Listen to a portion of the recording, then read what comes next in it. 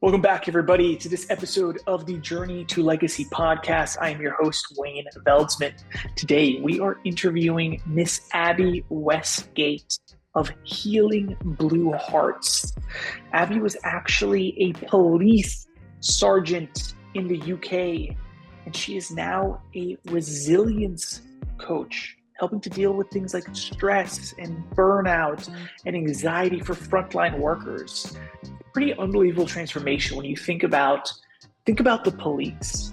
These aren't people that really believe in healing, right? Or expressing their traumas, admitting that something is wrong, that something needs to be fixed.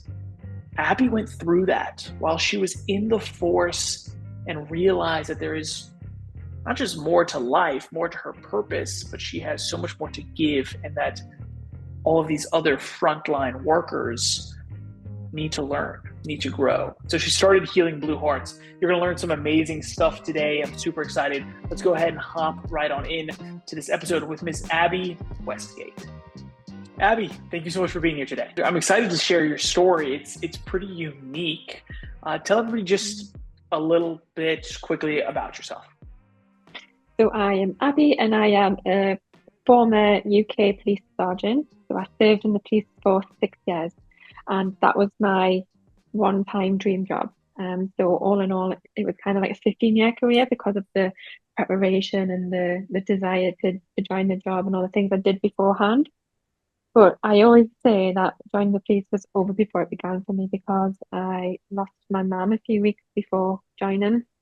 That meant when I had to step into my training, I needed to be on the ball and I needed to get on with things. So I ended up suppressing a lot of that grief just to be able to get on with things. And was very driven, very mindset focused. It was my dream job, the double-edged sword, because it was an amazing opportunity just at a really sad time.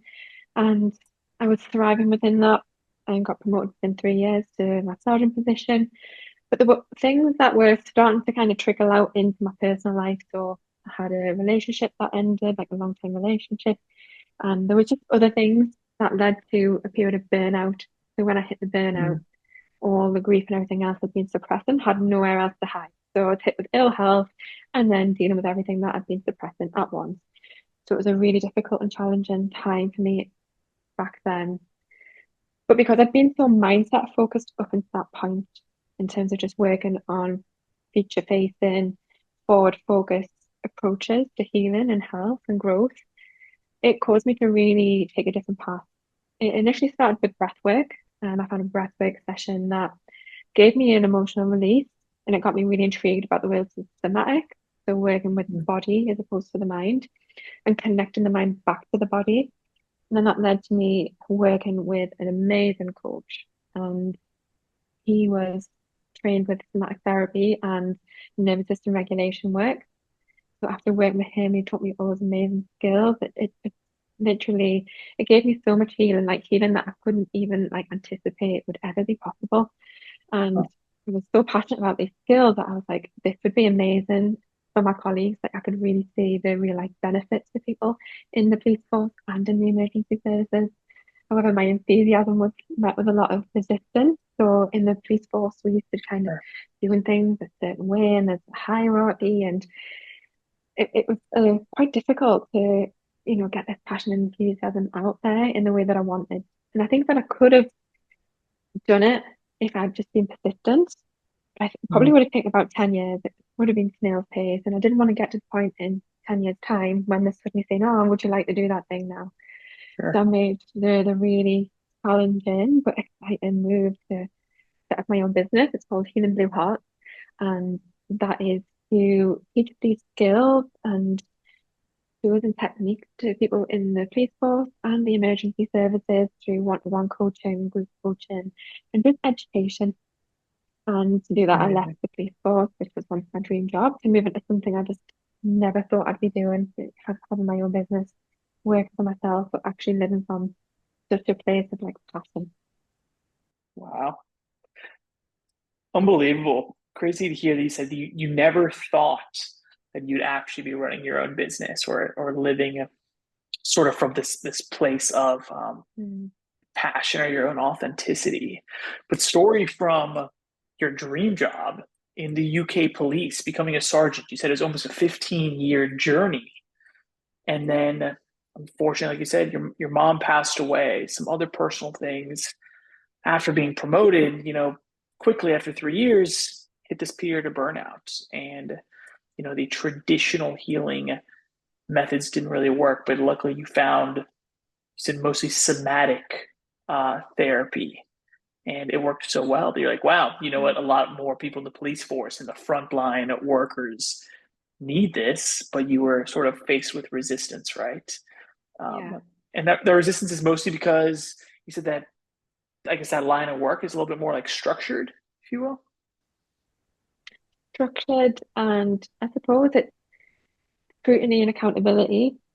So Mm, almost not wanting to try new things in case there's risk associated and not being able to manage. And public perception plays a big part in that. But I suppose for me, being on the inside of that and wanting to say, well, I'm doing this job. I'm a police officer, and this is what has helped me. And it's not just me. I've worked with mm, clients, and it's helped them. So we are the voice of the people inside sure. telling you these things and just not being listened to. And I thought, at this point, I have to make a decision because nobody is listening to the people in. We're not putting the health and the well-being and the welfare of our people first. And I think in an Mm, environment and a culture where we want more and more from people, but actually neglecting how to make this work and operate and use our bodies and our mind more efficiently, that was a real big contributing factor in like, right, I need to use my powerful voice elsewhere and share this yeah, message. amazing. A consistent question that I ask people, a theme on the show, is when that pivot happened from an employee to actually, being independent to entrepreneurship. And that's what you're busy talking about. Tell Mhm. us a little bit about, I mean, it was difficult. Obviously, you said you were met with a lot of resistance, but it seems like you felt something that, my message is so powerful because I've felt it, others have felt it. And so you jumped. Tell me a little bit more about that specific piece of the puzzle. So the part where I've jumped, Yeah. yeah. So actually, I think we look at these kind of decisions as like a big courageous leap into the dark. And Mm, there is that element, but actually it's the work that we do up to that point and thinking, right, I'm gonna leave, I'm gonna set my own business. And I think it's like a slow build up to it. And for me, I think it was because I've done so much work on the nervous system, which is basically where all our reactivity and our fear lives. So I was able to kind of walk to where my edges were and then regulate and take the next step. And then when I was met with any fear and resistance within myself as to what I was about to do, it would just be that same process of like regulate and take the step, regulate and take the step. And that's how you eventually just lead up to making those bigger decisions that seem like, people say, oh, you're brave and you're courageous. And like, yes, there is that element because actually the final act of resigning and starting your own business up is an act of courage, but actually it was all those little steps and all that kind of growth and all the work I did in myself that led up to that moment that actually created that, courage to take that leap. that's wonderful. That's a little bit of a different answer than I hear a lot of the time. So you're saying it was sort of a slower step by step build up that Yeah. don't look at it as this one leap and jump. You're looking at it as just smaller step by step, where you said you would, and you even talked about this in some of the notes that I have, that you would lean into fear, into a challenge, and you'd see it for what it is. Then you talk about regulate and then take this step, right? See the next one, regulate, and take this step. Where did you sort of learn that process? But that was actually through my coach. And he talked about it as being either shock therapy, where you go and make the move and you just get on with it. But he said that there's also decisions that need that step by step approach. Often we'll think if we can't do the big thing, we become really, you know, disheartened, and then we just think, I'm not made for that. But actually, there's the approach that we can actually support ourselves to move towards it and move in that direction. And we can still work towards the same outcome that we want. It's just working out which one's best for you in that moment. And there are some decisions where I'll make the shock therapy decision, like just get on with it and do it. But the ones that need that little bit more almost like coaxing out of yourself and the scared parts. There is an approach that you can use so that you don't become disheartened and you don't give up on your dreams and your passions. And it's something I'm writing a book at the moment actually on courage. It's called The Courage to Go First, and it talks a lot about my journey. But it also explores what courage is. And it does look at the fact that you see it as this big leap, this big brave action. I say there's almost like an infrastructure to courage, like a scaffolding of the like building up with the nervous system so that you can actually make that big leap. And it's not just into the unknown. You've created the internal structures to be able to hold yourself through those big, huge leaps. Wow, creating the internal structure. Like, I like to use like the analogy of a scaffolding that you're Yeah. building up to hold yourself before you take that leap. And so, you mentioned shock therapy. What would you say shock therapy being just jump, just do it, get over it, right? Which is not electrical shock therapy. No. But what would you say is sort of the other way of thinking? I don't know if you sort of described it, of course, as sort of step by step building up. Is there a title for that? What would you sort of call the other approach to shock therapy versus something else?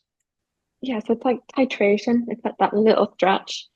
So Titration. going to your edge, yeah, so titration, going to your edge, and then it's that constant like expanding and contracting so that when you go to your edge and you regulate and you take the action and then you allow that to be digested. And you're like, okay, I did it. Everything was fine. I'm safe.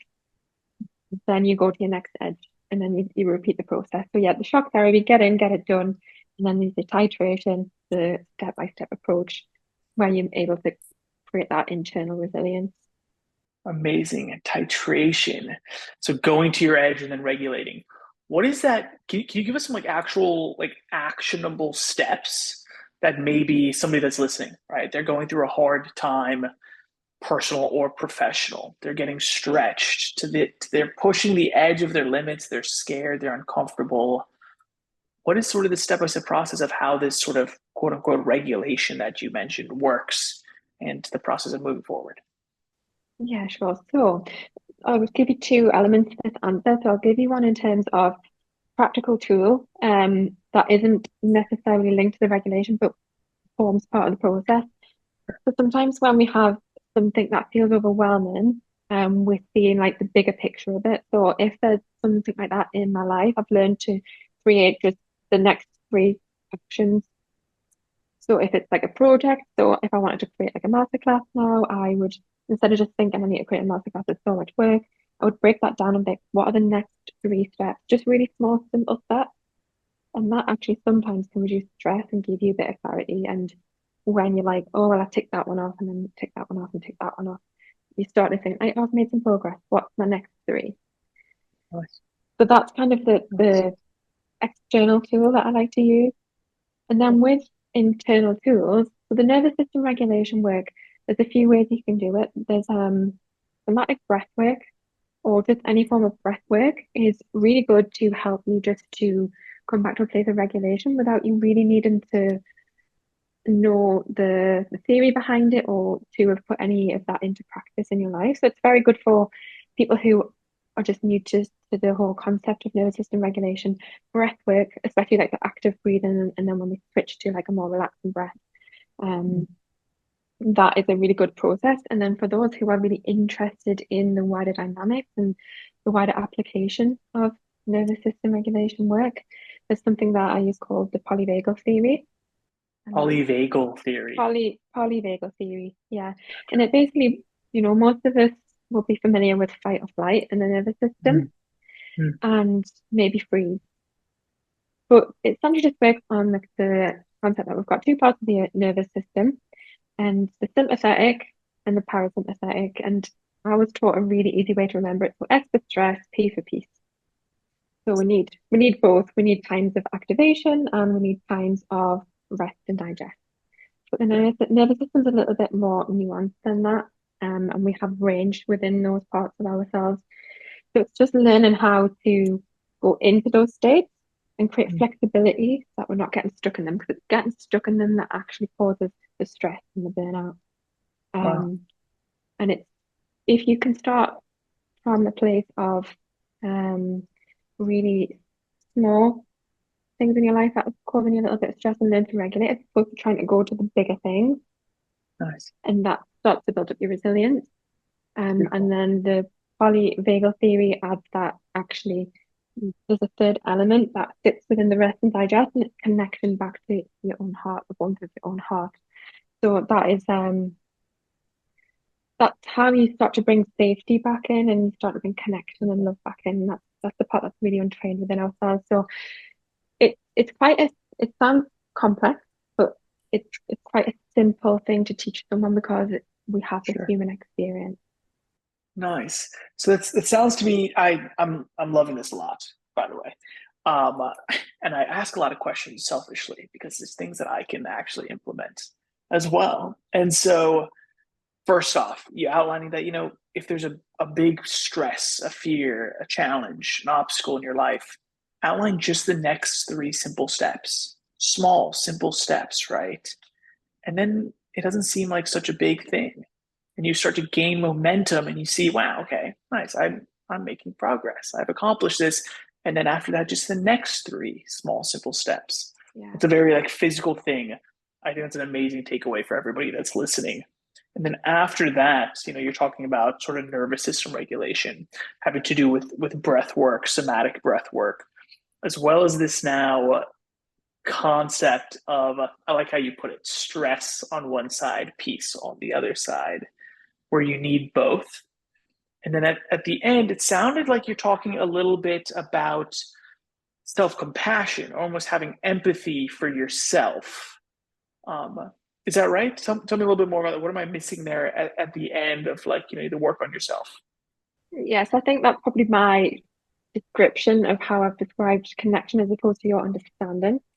Yeah. So, yeah, so if we can all get used to the concept of having like the activation, S for stress, P for peace, but there's a third pathway in the nervous system, and it's safety and connection. So, if I was introducing a client to the nervous system for the first time, I would get them to think of a time when they've experienced stress and they start to Mm, map that out in their body and what that feels like. We're all mm, familiar with that.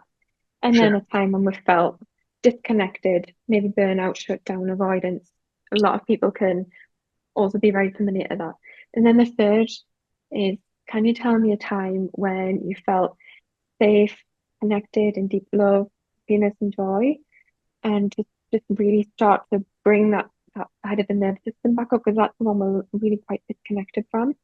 So Mm, it's a lot of people that think about memories with their children, animals, friends, family, loved ones. And we want to really emphasize that and make that as full as possible so that when they're going into straight states of stress or burnout, they're recognizing it and then taking it back to that place of self-connection.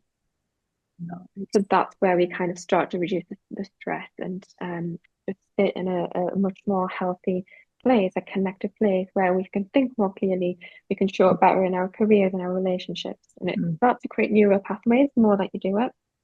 It's a mm. very much a conscious action when you first start, but the more that you do it, so your nervous system it's autonomic and it's very intelligent, start to do it itself. So it's just a Amazing. rewiring. It's rewiring. Like I said in the beginning, you have to sort of force yourself to do it, right? Consciously, but you're building those neural pathways that will eventually automatically start to do that. Yeah. What do you think? This is interesting, right? That you're saying that this path number three, right? Sort of more love, compassion. You said the example is you think of a time, your friends, your family, interactions with animals, whatever it might be. What do you think is causing that piece of people to be more suppressed and needing extra amount of working on?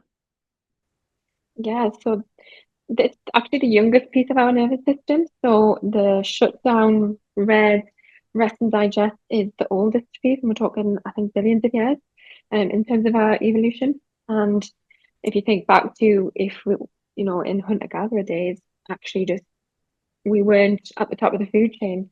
So actually hiding and being kind of shut down was our primal kind of Mm-hmm. action in that time. And then the activated part of our nervous system came next.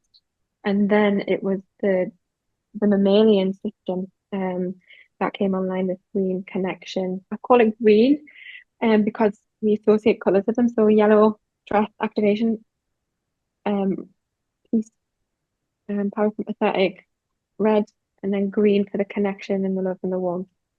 So if you hear me talking about colours, I think it can sometimes just roll off the tongue there. And also because we're so familiar with these other two systems and we don't know how to regulate out of them, so we're not shown.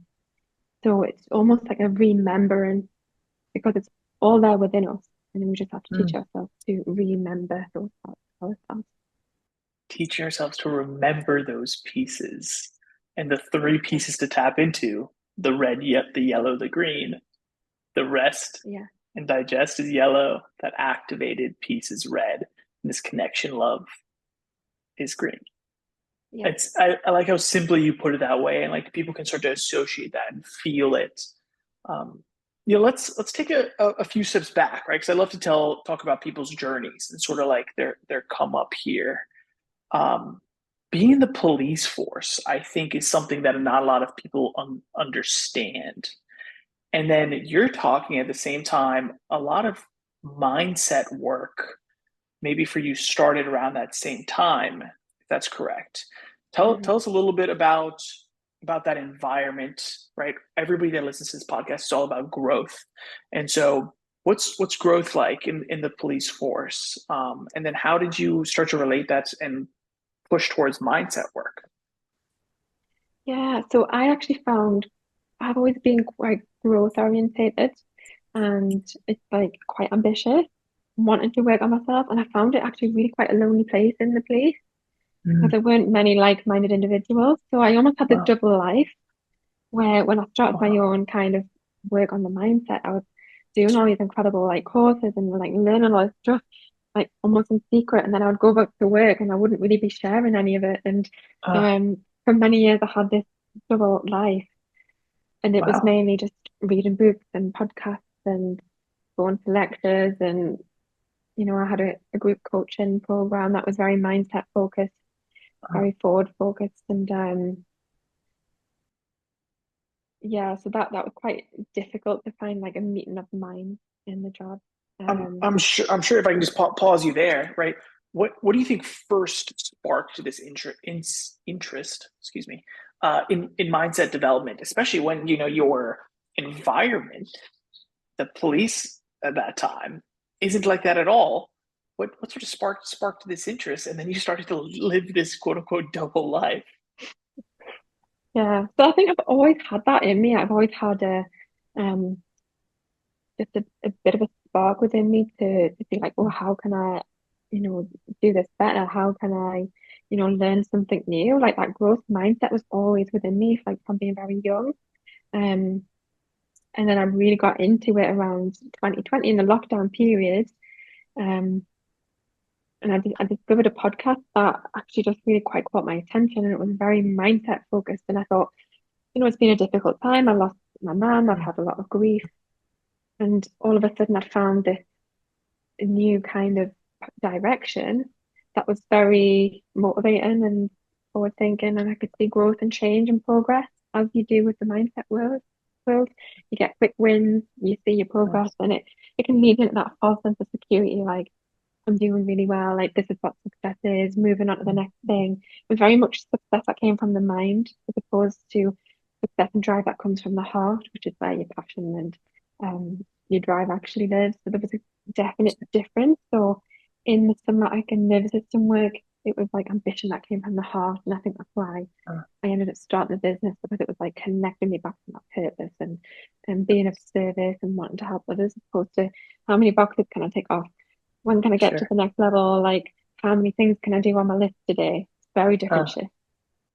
That is a very different shift. That's interesting. Okay, so it's a little bit always with inside you, but even more, you said finding some strategic podcasts brought it out, and then that difference between that mindset growth and then relating it, like you said, sort of more to love, to the heart, is interesting to me. Um, what was it like? I mean, in the while you're a police sergeant, living this life where you're constantly trying to develop your mindset. You're like that. You know that it is a good thing to be doing. Having to sort of hide it from people, or even in end of day after you burn out, right? You said that you started to actually try and share it, but they have a very old school mentality. They don't want to try new things. How did you work through that? How did you not let it almost just stop you in your tracks of, maybe this is wrong if everybody else says it's not what I'm supposed to be doing? Yeah. Yeah, it was a really challenging time. I think I, for many years, felt really disconnected in my environment, a little bit separate, even though, I did a good job and I had, friends there. But I felt like the real me was very unseen. And before I'd done the work with, coach and on somatics, I kind of just would go to work and get my head down and get on with it. But when I did the work and like we talk about the green, that connection state, when I connected that part of me back online and then my nervous system became almost unbearable to not be myself because I've connected back to my heart at that point. And once I'd connected back to that point, it was like there was that part of me that just wanted to just be myself and be authentic to me. So there was a clear shift between I'm having this double life, I'm hiding these things, I'm just going and showing my face, I'm not talking about what I'm doing, I'm keeping it very separate and just kind of keeping the walls and the guard up to Mm-hmm. moving into a position where I've done all this work. I want to share my journey. I want to share the tools and the skills, and I want to have a business and I want to help my colleagues because I think they're going to need it too. Um, and I suppose that was just like a burning thing within me that just needed to come out. And that's when I related back to that of taking little steps into fear and maybe talking about it with a colleague or maybe sharing something on social media. And it was just like planting all these little seeds until eventually I was like, I arrived. And I was like, okay, I'm doing it now. I've come out now.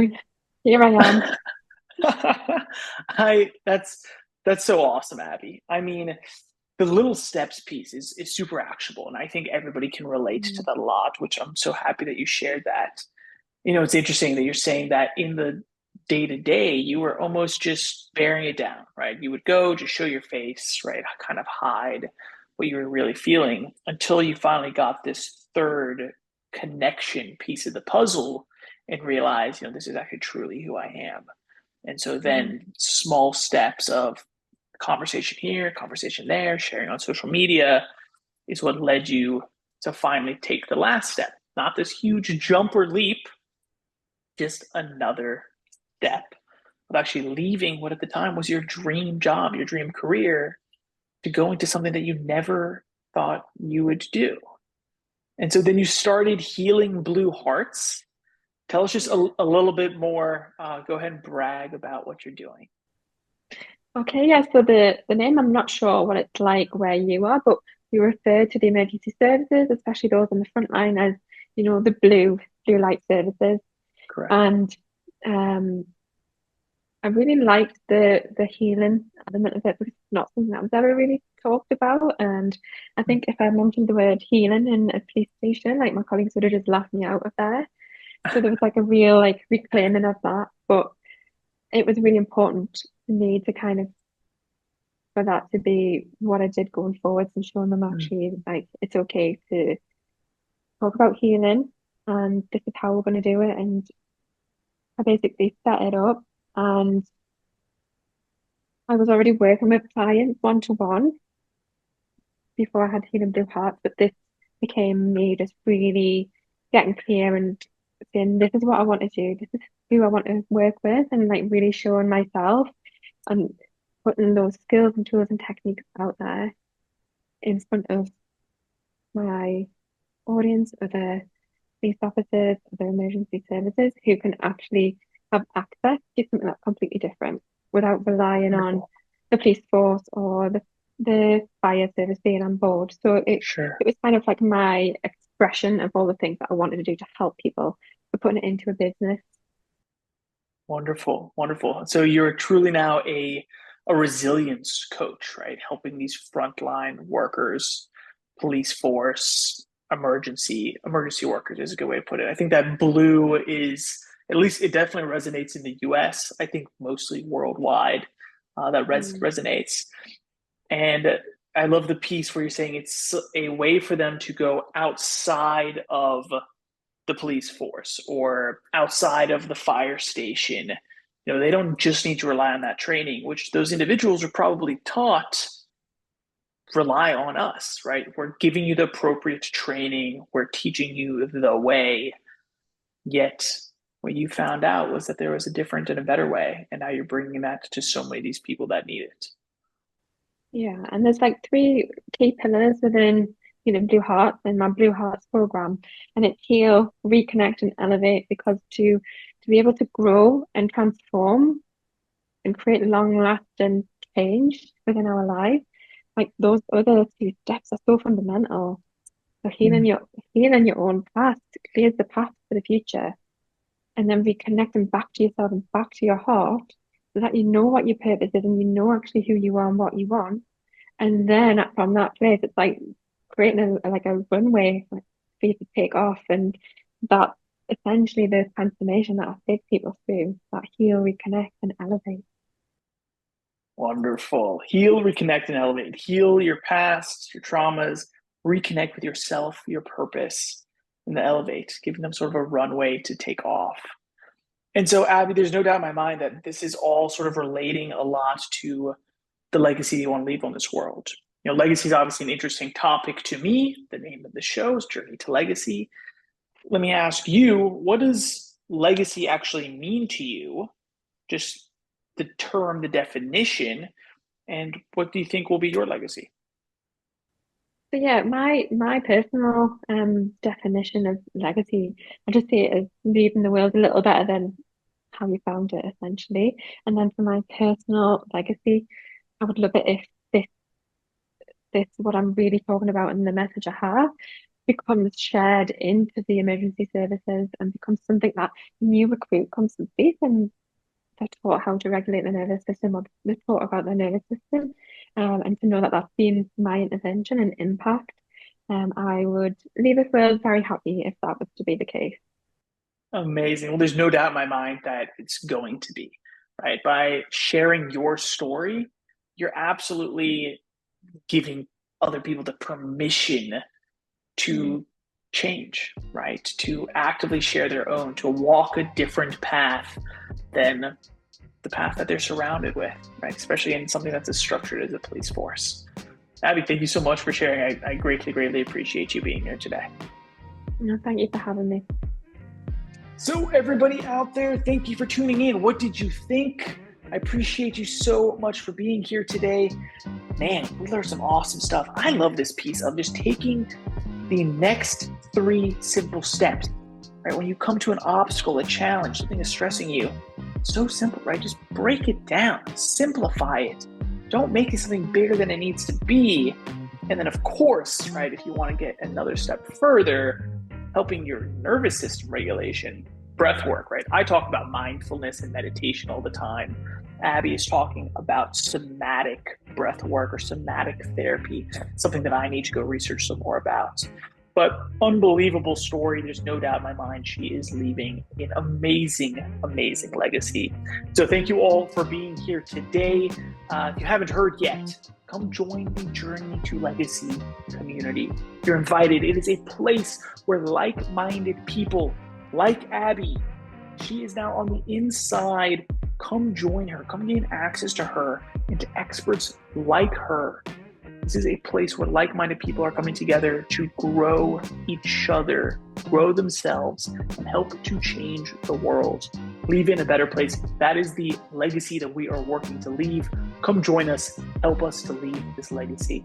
Everybody, again, thank you so much for being here. Until next time, my name is Wayne Veldsman. You've been listening to the Journey to Legacy podcast.